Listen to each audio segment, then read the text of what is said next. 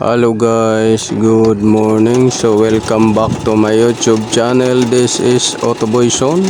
So mayroon tayong ginagawang multi-cab dito, D64W engine, every wagon, Suzuki. So ang issue nito guys, nawala yung lamig ng aircon. Pero last time niya guys na nagpakarga nito is 3 months before guys. So dito guys, binaybay natin yung tubo, nakita natin na nakadikit ito doon sa cross member. So sa may chassis frame banda. So ito yung nagkukos ng dahan-dahan pagkawala ng preyon sa system at dahan-dahan na pagkawala rin ng lamig ng aircon sa loob. So ang dahilan nito guys ay nabulok yung bracket niya. Nung nabulok yung bracket niya guys ay nakalaylay na lang to. So sa vibration niya ay dumikit to at nahiwa. So kailangan nating weldingin to guys. So chinik natin yung pressure, wala nang natirang pressure sa system gamit itong manifold gauge natin. So ngayon we-weldingin natin yan. Kung kaya pa natin mapatsapan yung butas guys, maliit lang yung butas nito, kasing laki lang ng karayom. At tatry nating lagyan ng preyon kung kakayanin. Kung hindi naman madala sa welding nito, lalagyan natin ng epoxy steel kung kakayanin din. So lahat ng remedyo guys ating ilalatag dito sa sasakyan na to, dahil mahirap ang pyesa dito sa probinsya, pupunta ka pa ng syudad. So kadalasan dito remedyo muna, pagka hindi kinaya doon na order na lang kay Shopee. So yan lang guys, sundan nyo lang yung video. Baka yung sasakyan ninyo ay mga bulok na rin yung bracket. Tingnan ninyo, pacheck ninyo, dahil magastos pagka aircon ang nawala. So buti nga to hindi bumigay yung compressor, dahil pagka naubusan ng langis yung compressor, dahil kala ng ano nito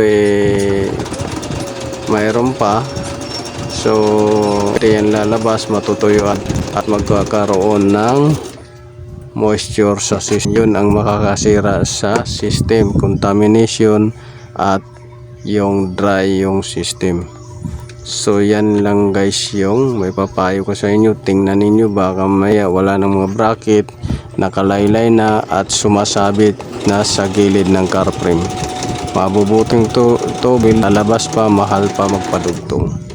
So yan, sundan nyo lang guys yung video para magkaroon kayo ng idea at malaman nyo kung ano magagawa ni Autoboy Zone dito sa Autoboy's Garage.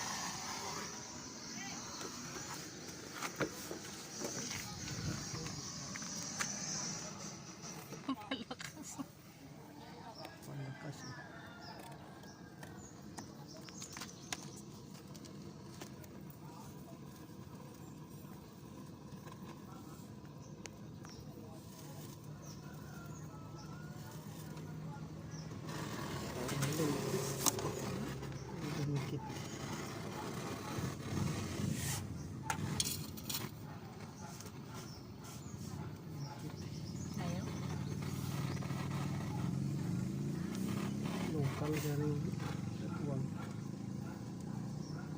Tarik.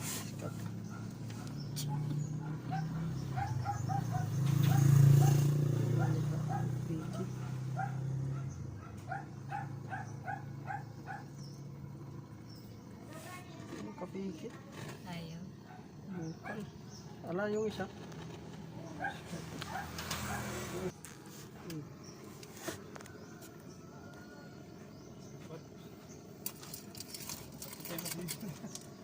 Ala yung ano, Nicolite. Dito Nicolite.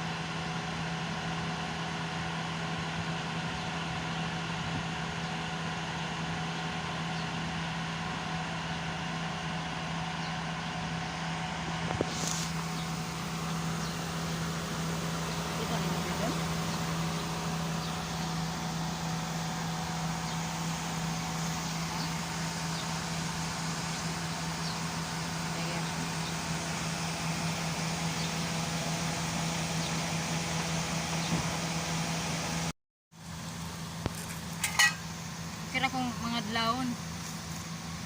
Doon. Tignaw pang biyahe ba?